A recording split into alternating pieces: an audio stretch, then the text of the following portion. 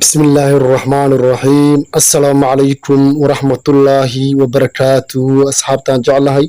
رمضان مبارك تصود هذا قحوتي رداب تي في سيدات هران وبرتين أرماه تصابسن قحوتي هذا عالمك بالسديرد وحن صار دونا حقوقتي قدام بيسي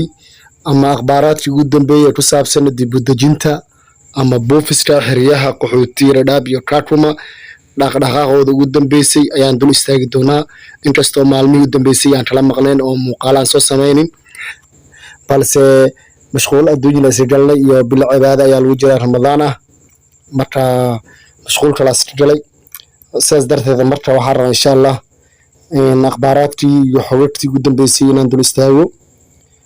maalmihii u dambeysay daraad shalay waxaad imaaday wafdi ballaaran waftigaas oo ah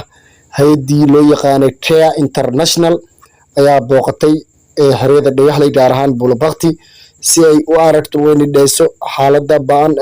ama baahida gaarka ah ay qabaan dadka ku nool qaxootiga gaar ahaan bulabakti maadaama hay-adan care loo bartay xagga nadaafadda in ay ka dhisto dadka qaxootiga cusub oo soo barakacay dad ayaa jiirgaamo aan haysanin dad ayaa saabuun haysanin maalmihii doorarkii u dambeeyey labada door u dambeysay oo la siinin saabuun sidaas darteed marka waxay qaybisay jiirgaamo iyo waxaa la qaybiyey saabuun ayay qaybisay care maadaama horaan nadaafadda u qaabilsanaan jirtay balse mar dhow iyada waxay ka howlgeli doontaa xerada ifatu marka la furo ay qaybta raashinka ay la wareegi doontaa maadaama hay-adan care international ay hay-ad aada u ballaaran ee tahay ee horaan kasoo shaqeysay xeryaha qaxootiga dhadhaab gaar ahaan dhagaxley muddo badan ay kasoo shaqeynaysay dhanka motoorooyinka ee biyaha iyo qaybta nadaafadda iyo qaybta care ay logistic ay u qaabilsaneed laakiin balse gadaal dambe ay macnaha iska dhaaftay oo hay-ad kale oo lagu wareejiyey hay-adan peace winds iyo waxaa kala wareegay world vision balse hay-adan aada facdeeda u weyn xerada qaxootiga markay imaanayeen ay ku bilaabatay ida UNHCR ayaa haddana waxay ka howlgashaa Soomaaliya ayay si toos ugu gashay iyo caalamka wadamo badan ee qaxootiga ku nool haddii dhankaas aan kasoo leexdo wararkii ugu dambeeyey dibadejinta maalmihii u dambeysay dad ayaa phase 2 la marsiinaya UNHCR sidoo kale dhagaxley iyo xaydheer dad ayaa la marsiinaya second phase sidoo kale dad ayaa la balamiyey oo ayanis oo la balamiyey oo aytana la sameeyey oo la dhahay ilmaha kusoo darsada isdiyaariya diyaar garow way noqda ilaa ilmihiina ku darstiin waxaa lama shaqeynay inkastoo UNHCR ilaa haddana ilma aan ku dareynin balse UNtana dad ay aadayaan mar dhow loo shaqeyn doono ayaa loo sheegay dad qoys qaar ayaa lasoo wacay waxaa lalahay ilmaha yaryar ee aan kaar ku jirin ha lagu soo daro maadaama aan rotistin inaan ii boobsiino oo siyaasta soo socto in lagu soo daro balse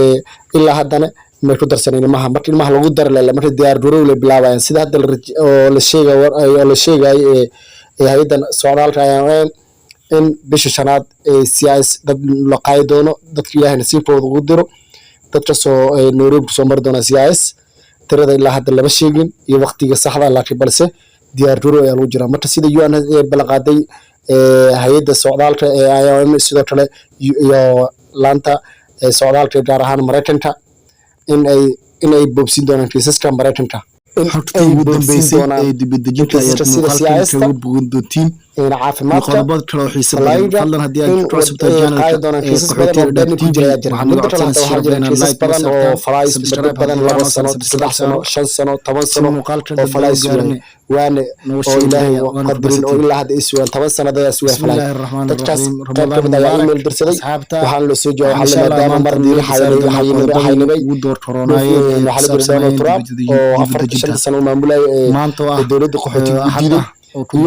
iyo 2 sano oo COVID-19 saameeyay sidaas darteed marka waxaa la inaad wararkii u dambeysay waayanis dib u soo celiyo kadib waxaa la jiray jumcada wax laga qabto falaay Canada kiisaska wala soo celiyo dadka qaadooda suwaayeen siyaasad maraykanka kadib caafimaad kadib falaay u ilaahay qorado waxaan u badan in dadka ilaahay qoro ilaahay sorta badan soo dooday dibadejinta lagu soo dooday maadaama qaxootiga iyo waxbarasho iyo dibadejin wadan Canada iyada ma yareysto dhaqaaqeeda oo dibadejinta la sheegay hal waara ay tahay qaxootiga caalamka hal waara ay tahay maadaama wadamada Mareykanka wadankaas kala xorriyada ayaa la siinayaa baasboor ayaa la siinayaa waad shaqaysanaysaa wadankaas xuquuq badan ay ku leeyahay haddana waxaan wadanka la camalay wala saasay qof walba uu marka inuu nolol fiican galo maadaama sidaas tahay